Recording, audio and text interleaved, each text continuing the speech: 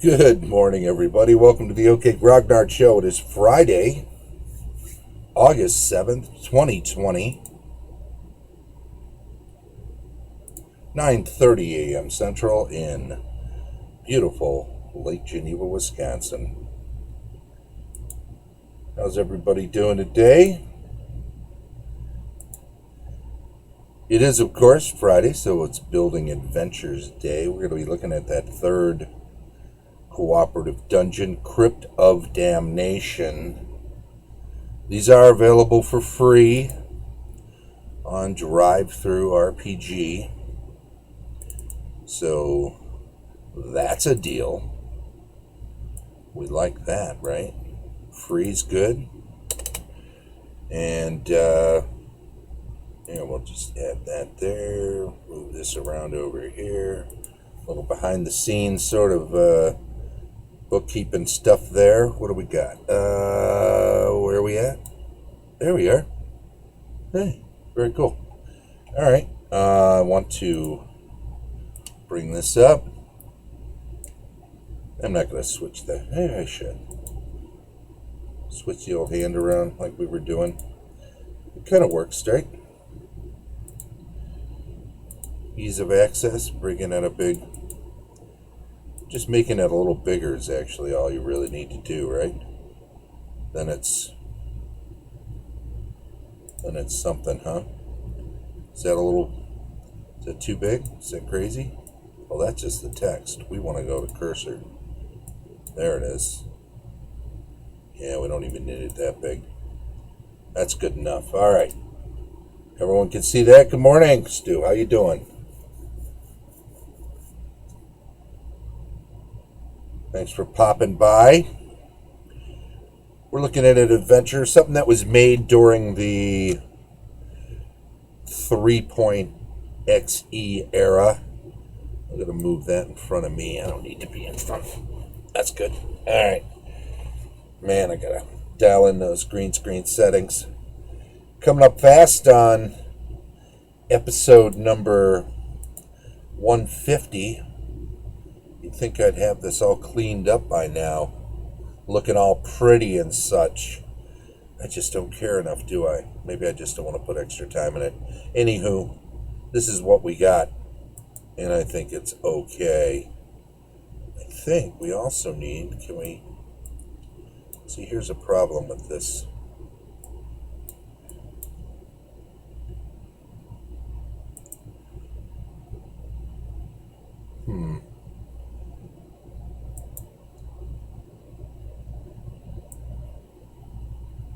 If we do that, because I want to get the whole thing on the screen. I did want to show that there are bookmarks involved in this, but then we'll take that off so we can see Cooperative Dungeon 3, Crypt of Damnation. It's a 5th level adventure. We will quickly go to the credits on this, right? Because it's how we do. Well, we'll check out the map real quick. 14, kind of formulaic for that period because 3rd edition suggested that 14 encounters. Good, hope you are. Oh yeah, I'm fine. I'm fine, buddy. I am super. Just kind of whiling away the pandemic. Just enjoying one quiet day after another since March. Are we all going crazy? I cut my hair. There's nothing to show. There's nothing left, right? Then when I cut my hair, I just take the old clippers and zip, zip, zip, cut away whatever scraggly bits I have on there. Most of it gray at this point. And that was before the pandemic, so I have no excuse except age. Anyhow, 14 encounters. It's a crypt. There's an opening up in the top, middle there. Kind of an entrance hall with some statues. We'll get into all that. This is a big sort of ceremonial altar in front of a huge statue. Some pillars, and we'll get into what the rest of the stuff is. Some antechambers right off of it. But of course, this one goes into a burial area, and then you've got this long line of side crypts. One singular crypt, and then another special crypt. But there's another level to that. We'll get into that too. So it's pretty straightforward. It's I don't want to say it's railroady. It's built to a purpose, so it has to be what it has to be, right? Oh yeah, treasure room. Yeah, let's not forget the treasure room. Damn it! We want the treasure. But these 6 side chambers kind of keep you busy. If you don't light onto the fact that this gets you where you want to go, number 9 over here, early, you can spend some time and resources going through these others. But it's a big old crypt, you know? It is, it's not like a rambling complex with all sorts of different purposes going on. It's a single purpose location. And when you have something like that, there's going to be a kind of a hierarchy of chambers that you go through before you get to the most important burial chamber. And that's just the way crypts are structured, so get over it.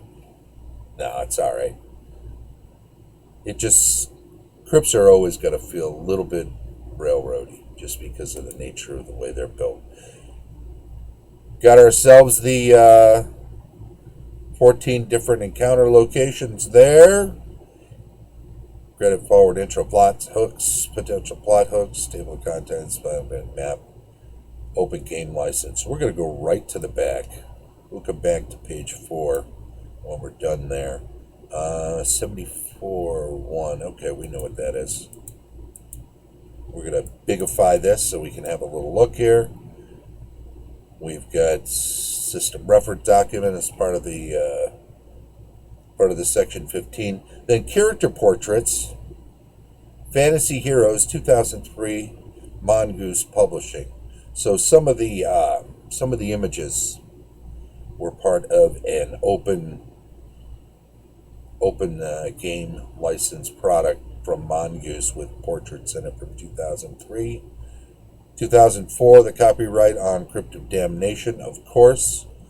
SRD 2000-2003. Don't forget, they updated the SRD periodically in the early days when they were still putting stuff in it and when they were still cleaning stuff up. There was always in the... good morning, Growlite. There was always in the early days of the OGL a quote-unquote gentleman's agreement that they knew it wasn't going to be perfect, but they trusted all the early adopters of it to, and they openly said so. Ryan said so. Ryan Dancy said so any number of times. That they trusted people to know that some mistakes were going to get made. It was an experiment.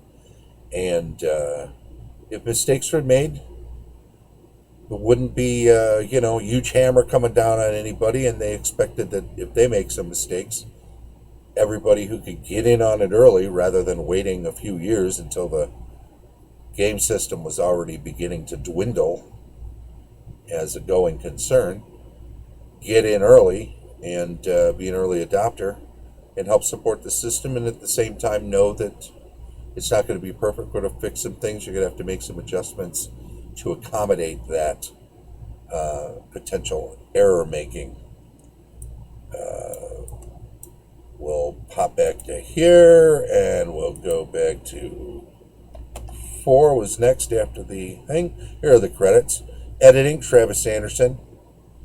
Travis, good guy.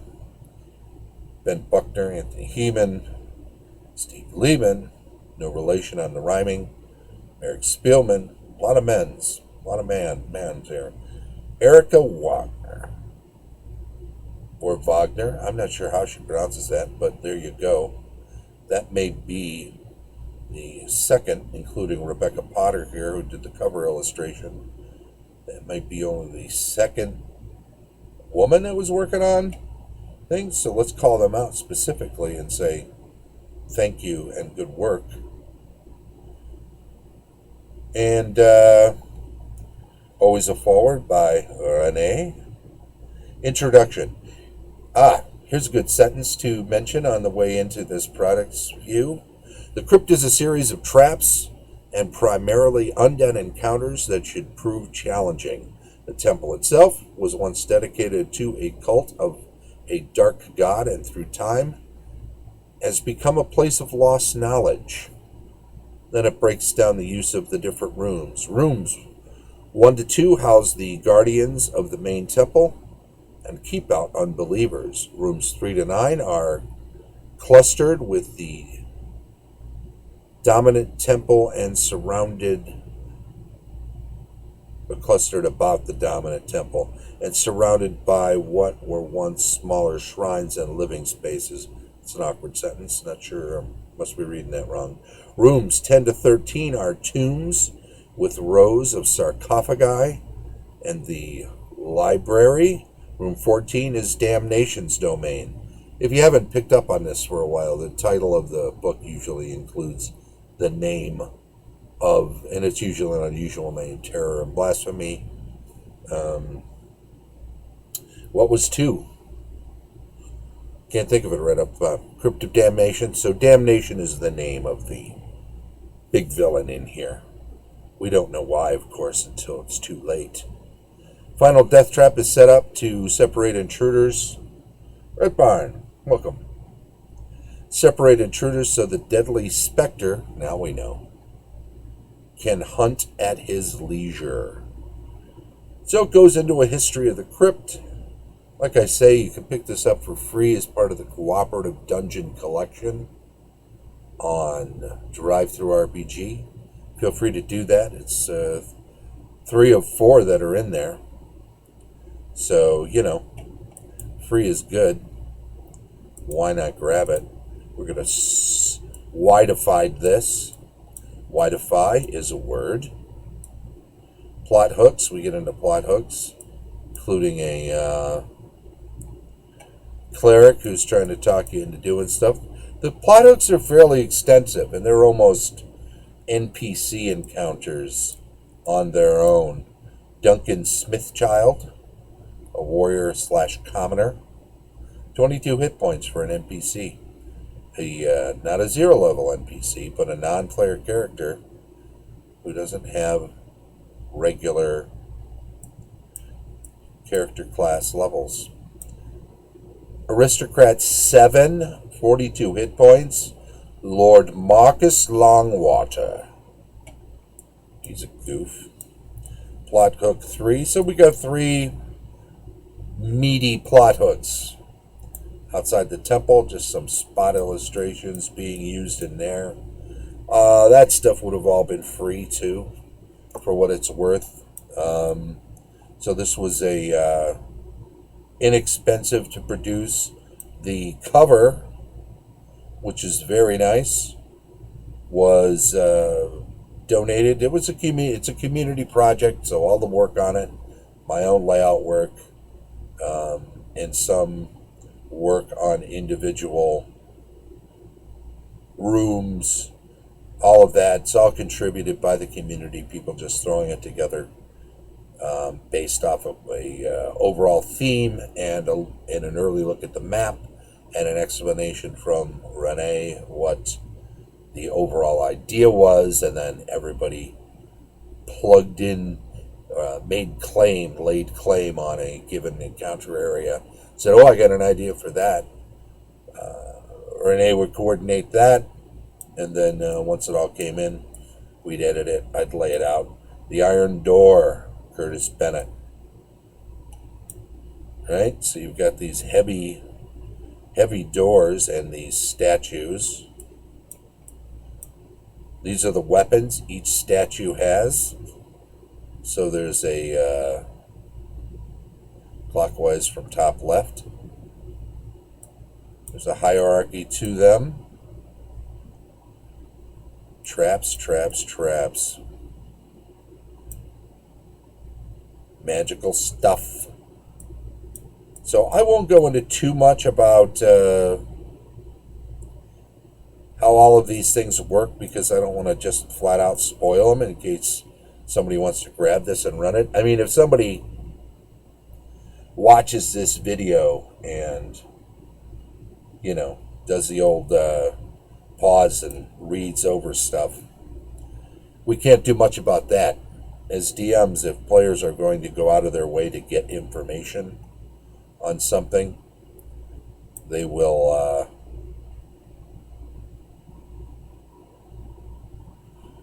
always manage it. So there's riddles. Let's go into that real quick, because riddles are kind of cool, and that's kind of a specific thing. Writing on the weapons, the statues have a inscription around the base, I believe, with a little riddle on it.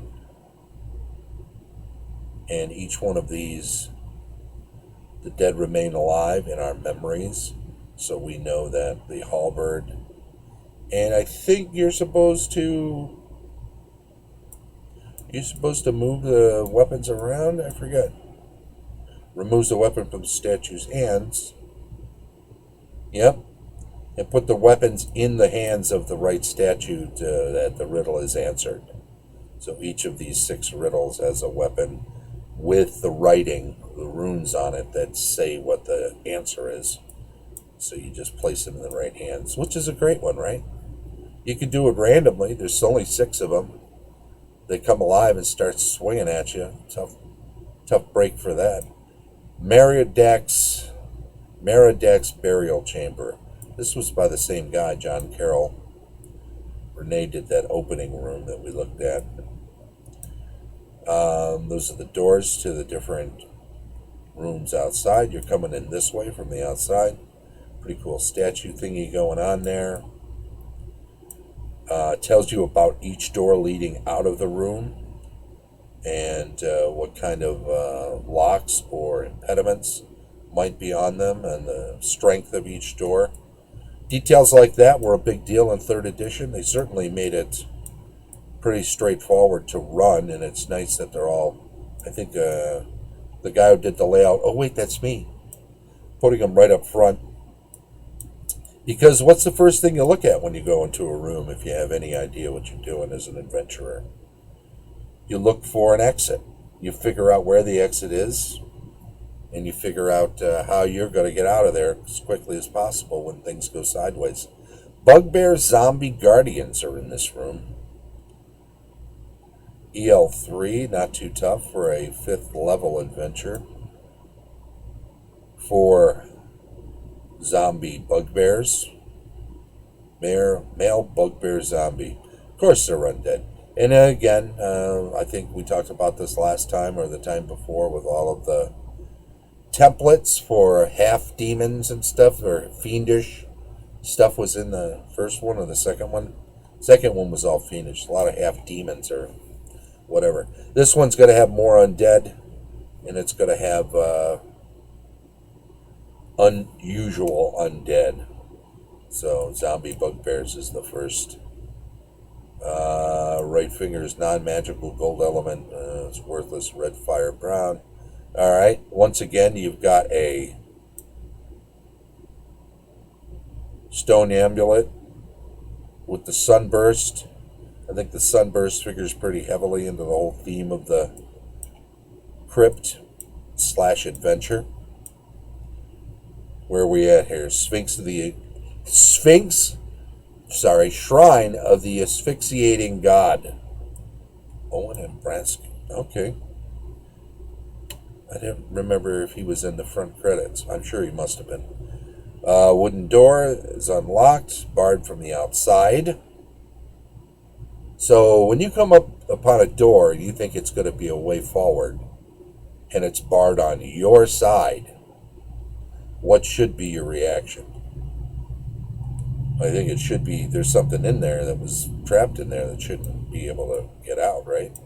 Smoke, it talks about the different mechanics of the traps going on with these braziers. 2 smoke mephits, 3 human warrior skeletons. So we got mossy skeletons, which are nasty because of spores, or no, is it spores? Let's see. Oh, it's the smoke that's really blocking the view in here. Oh yeah, no, because that stuff can get in your lungs. Hence the asphyxiating god, right? Smoke mephits, they're trying to choke you out. Hot smoke. Living creatures fail their saves, tormented, itching, and burning eyes. Yeah. It's tough. They're trying to choke you out for sure. Caretaker's Chapel was that next one. 15-foot tall, heavy black oaken door. Bears the symbols of the god of death and destruction. Okay. That's crazy. EL4. A little tougher than the EL3s we've been up against. It's the Caretaker, a half-fiend human. So he must move in and out. This is his little domain. Smite, Death Touch. So Cleric level 3, but EL4 because he's a half-fiend and he's got his own ground and he's got some special little abilities. Other features: a crossbow and bolt slide hidden in the top one of the bookcases. Occasional meals prepared by Cookie in room 7. Oh yes. Craig Stone did the storeroom. Crates and barrels. There's an Ettercap, a zombie Ettercap in there. An animated monstrous spider's exoskeleton. I don't think that's quite right, but it's spiders don't have exoskeletons, right? Could be as a regular skeleton, right? Spider Swarm. Well, however it is, we decided that was it. Then a swarm on top of that. Nasty. Kitchen of the Relentless Chef. This guy's weird. He's butchering bodies left and right. There's also Zagor in here. He is a Goblin Ghost Warrior 3, CR5. That's challenge rating 5. Manifestation. All of the information is in the stat blocks in these things. There's nothing left out. What a coincidence! I'm creating riddles, traps, and puzzles for a module right now. Great, go download that off Drive-Thru-RPG for free and lift it out, dust it off, maybe make a few adjustments just in case. But this thing came out 16 years ago. I mean, people download it all the time. It's got well over, probably somewhere in the vicinity. I think I said 100,000 at one point, but that's not true. I looked stuff up, and I think you're looking at close to 40,000, either as individuals or after they were collected on Drive-Thru-RPG and RPG Now back in the day. And then there were other sites. Over the years, there have been quite a few other e-tailers. This stuff's still on Paizo. It's still on Warehouse 23, which is the Steve Jackson Games website. I don't get a lot of actual sales of selling products on those because they're all older at this point. But the freebies still get downloaded with a fair frequency. So I would say it'd be a fair estimate to say that collectively 50,000 downloads of these Cooperative Dungeons over the more than a decade and a half of them just being out there. Freebies get grabbed by people, and a lot of times they don't even look at them. It says, oh, free, I'll just take one of those. I'll check it out later. And then they put it on a hard drive somewhere, and someday, not that it's a bad thing to have a few extra adventures laying around, there's a white elf that is an elf who is an undead type white, Sir Marinal, and his squire, who is a goblin, who is also a white. That's his little crypt there. Freshly broken graves. That's that room 9. This leads off through a secret door into that whole line of other crypts. There's a phantom fungus ghost in here. And I'll leave that to your imagination, rejuvenation. There you go. Diseased phantom fungus is in here. Heroes of Durlath Hill. Eric Spillman. He did a whole poem meant to tell us about all the different things going on in the crypts, or all the ones that were buried there and why. Long forgotten heroes, 1 elf, 1 orc, and 1 man. The other 11 coffins contain 4 elves, 4 orcs, 3 men. All the coffins also contain the weapons and armor belonging to the entombed warrior inside. Talks about what each of them has. Some more of the hallway. A creeping chill. Interesting little encounter here with just male human zombies. Simple enough. But again, brown mold zombie slipped in amongst them. And that's the one that you got to watch out for, because brown mold will take you over.